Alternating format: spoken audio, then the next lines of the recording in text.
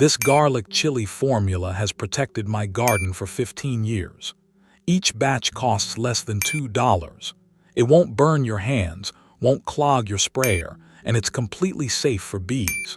But there's one mistake that makes almost everyone fail right from the very first step. In about 30 minutes, you'll never need to buy another bottle of pest spray from the store again. Chapter 1. An invitation from the early morning garden. Hello, my garden friend. This morning, as I was picking the cabbage leaves riddled with holes, I suddenly remembered a morning 15 years ago. The morning I threw a $27 organic pesticide bottle into the trash. I remember standing there, looking at the empty bottle and wondering, I just spent $27 on something that lasted exactly 2 sprays, and the caterpillars are still happily eating my cabbage. That feeling, equal parts frustration and helplessness. And then I walked back into my kitchen. I looked at the garlic bulbs, the chili peppers, the very things my grandmother used in her garden when I was a child.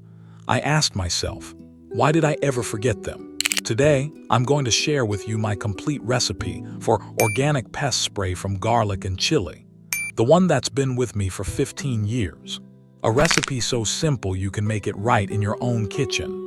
No special equipment, no expensive ingredients, just 2 bulbs of garlic, 3 chili peppers, a teaspoon of soap, and a little patience. I've spent 15 years fine-tuning those numbers, so you won't have to endure the burning hands from too much chili, the clogged sprayer halfway through, or the failures that make you want to give up. And before we step into the kitchen, I want you to know something. The garden is not a battlefield. We don't come out here to destroy anyone. We come out here to understand, to restore balance.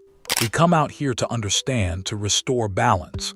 Those caterpillars, they're just looking for a meal. And instead of killing them, we'll whisper in their ears in the language of garlic and chili, saying, "This place is not for you. Please go elsewhere."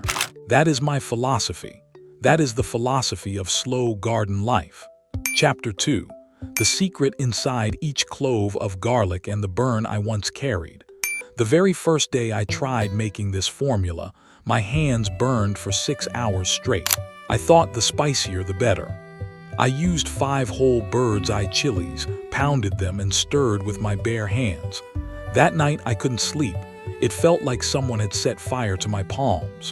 And when I poured that mixture into my sprayer, it clogged after just 3 squeezes.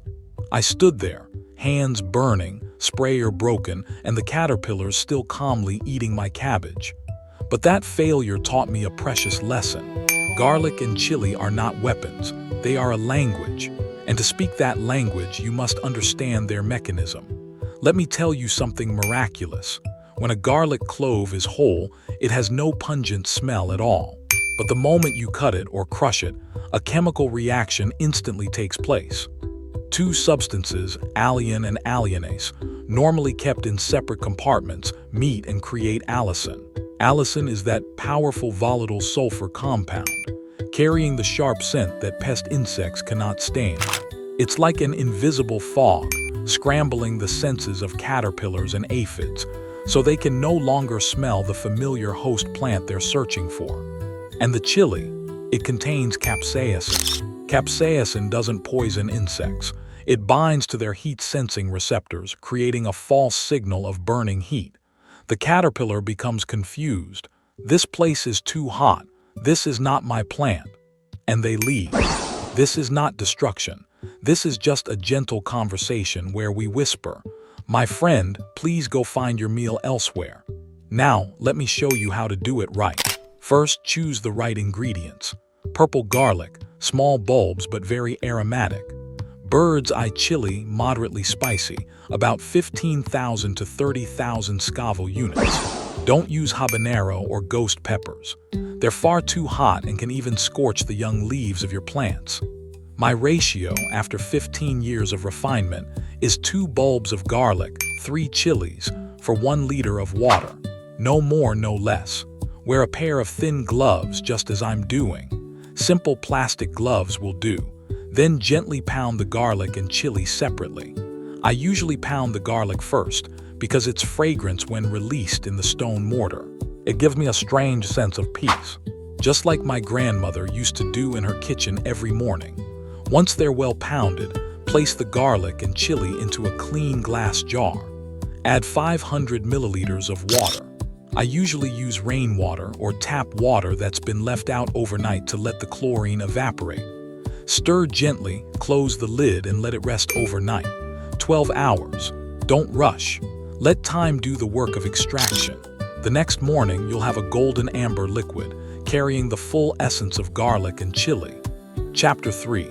The Art of Patience, Straining and Diluting. This morning, when I opened the jar of mixture that had steeped overnight, the scent of garlic and chili rose together, rich and full, but no longer sharply pungent. Time has done its work. The water has drawn out the most precious essences from the garlic and chili. But now, we must separate what is pure from what is coarse. This is the step I call the heart of patience. And it's also the step most people skip, leading to clogged sprayers and the failure of the entire batch. Look closely. I don't squeeze, I don't press, I let gravity do the work. The golden amber drops are slowly falling through 2 layers of cheesecloth, leaving behind all those tiny bits of chili skin, all those fine strands of garlic fiber. It takes about 5 to 7 minutes to strain 1 liter, and in those 5 to 7 minutes I do nothing.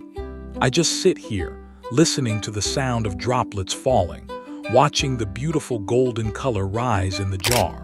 You know, it's in these moments of sitting still that I've learned more about the garden than any book could ever teach. When you sit quietly and wait, you begin to realize that everything in nature has its own rhythm. You cannot rush it. A seed cannot sprout in a single day. A tomato cannot ripen in just one night. And a drop of garlic chili essence cannot fall faster than gravity allows. We, as gardeners, learn to accept that rhythm. Now we have a pure, clear, amber-colored liquid. But there's still one important ingredient missing, the thing that will transform this from a simple solution into a true protective mist. That is soap, but not just any soap. I use castile soap, made from pure olive oil, containing no synthetic detergents, no artificial fragrances. Just 1 teaspoon for a liter of mixture. Castile soap does something very simple but miraculous. It breaks the surface tension of water. Thanks to it, the solution no longer beads up into round droplets that roll off the leaves. Instead, it spreads evenly, clinging to every fiber of the leaf, every crevice, the very places where aphids love to hide. At the same time, it gently washes away the protective wax coating of mealybugs, causing them to lose moisture naturally. Gentle without violence, like a soft drizzle washing dust from the leaves. And here it is, the mixture is ready. Golden amber in color, the warm, rich scent of garlic, a faint hint of chili's heat, and a touch of gentleness from olive oil soap. It's ready to be poured into a spray bottle, ready to become the protective mist for your garden. Chapter 4. A Whisper to the Bees, Butterflies, and Furry Friends. Wait. Look at this bee. She's still working. She doesn't know I'm about to spray garlic chili mixture on the cabbage plants nearby. And I want to keep it that way. She should never have to know. Because in my garden, bees are not guests. Bees are the owners of this house. Along with the butterflies, along with the earthworms, along with this old dog here. They are the souls of this garden. I always spray during 2 windows of time. 5:30 in the morning, when the dew still clings to the leaves and the bees haven't yet woken, or 5 o'clock in the evening, when the sun has softened and the bees have returned to their hive. This is not a rigid rule. It's simply a habit of respect. Before every spray, I walk a loop around the garden observing. If I see bees or butterflies at work, I wait. Waiting costs nothing and gives so much in return. This garlic chili mixture, once it's dried on the leaves, usually within about 30 minutes, becomes a thin, delicate film, no longer carrying that intense sharp scent it had when first sprayed. Only a very faint fragrance remains, just enough to repel the caterpillars and aphids, but not enough to bother bees and butterflies from a distance. And for your pets, this old dog has been lying in the garden for 10 years, and not once has he ever been irritated by this mixture. Castile soap from olive oil, fresh garlic and chili, all of these are completely biodegradable. When they fall to the soil, microorganisms will break them down within 1 to 2 days, turning them into simple organic matter. No residue, no accumulation, no poisoning of the groundwater. And I want you to know this as well. If you have young children in your garden, after the mixture has completely dried on the leaves, it no longer causes skin irritation. But I always advise, teach children to wash their hands after touching the plants as a good habit, and keep the spray bottle up high, out of children's reach, not because it's poison, but because everything in the garden deserves to be respected and used properly. You know, nature doesn't hurry. You won't see the caterpillars disappear within an hour of spraying, but be patient. The morning after next, when you step out into the garden, you'll notice the new young leaves no longer have holes. The caterpillars have crawled away somewhere, seeking a place where the scent of garlic and chili doesn't disturb them. They don't die, they simply leave. And that's exactly what I want, a garden where every living creature has its place, just not necessarily on my cabbage plants. Chapter 5. A small gift for my garden friend. Every time I sit here, in that hour when the day is about to fade, I often think of my grandmother. She never bought pesticides. She only used what was already in her kitchen: garlic, chili, ginger, neem leaves. And her garden was always lush, always peaceful. When I was small, I didn't understand.